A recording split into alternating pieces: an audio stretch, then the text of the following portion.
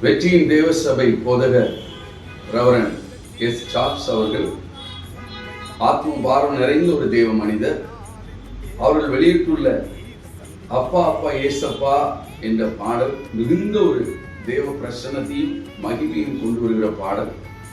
அதனோட ஒவ்வொரு வரிகளும் தேவனுடைய அன்பை வெளிப்படுத்துகிற ஒரு வரிகளாய் காணப்படுகிறது.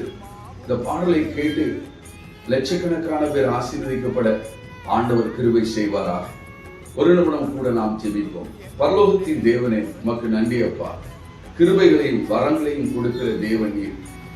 ரெவரண்ட் சார்ல்ஸ் அவர்களுக்கு நீர் கொடுத்த இந்த நல்ல பாடலுக்காய் ஸ்தோத்திரம். இந்த பாடலில் உள்ள தேவ பிரசன்னத்துக்காய் ஸ்தோத்திரம்.